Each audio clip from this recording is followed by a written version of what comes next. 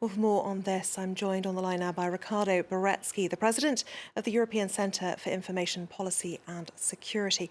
Thank you very much indeed for joining us this evening. If I could start by asking you, the latest revelations do seem to be contradicting what we were first told about how quickly Mohamed Louaj Boulel was radicalised.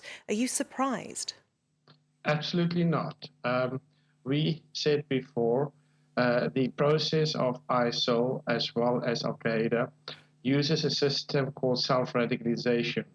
And the self-radicalization process is something that government still has to begin to understand.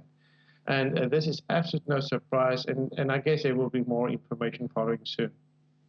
Boulel had support and accomplices, we now know. The wider his network, surely the more criticism there will be that someone should have been aware of what was happening. Well, this once again reaffirms that there needs to be a global coordination on information services, intelligence services, and the sharing of information. No nation today can fight terrorism on their own. And this is one of the big problems I think we face. What does France need to do next, not just in terms of tackling the actual terror threat, but also in terms of people's belief that the government isn't handling this well? Well, there's a few things they have to do first. They have to first understand what type of problem they have.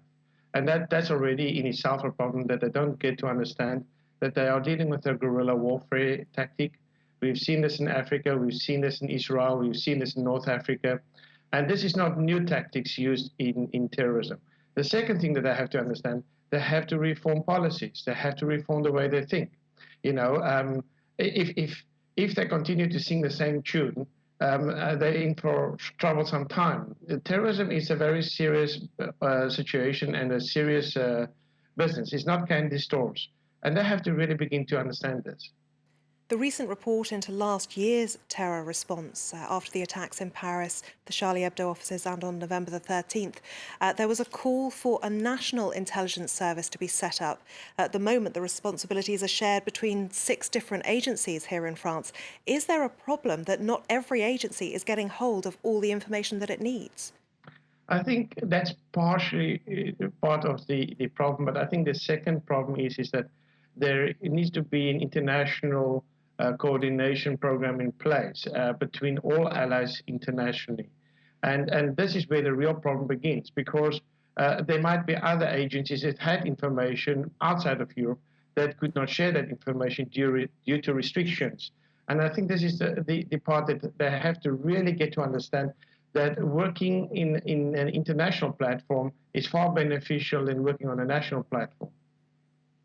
If I can ask you just very quickly, how well is information shared across Europe? Because, of course, we know that after November the 13th, information between Belgium and France hadn't been passed to one another.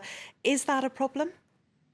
Well, the biggest problem is the tendency to secrecy. You know, there's a sentiment around the fact that most networks, cases, or informants is secret. But that is in itself a problem, because there needs to be standardization where internationally, between all allies internationally, this information can be shared. And I think unless this is rapidly reformed, we are going to see very, very serious problems in future. Ricardo Baretzky, President of the European Centre for Information Policy and Security, thank you very much indeed for sharing your thoughts this evening.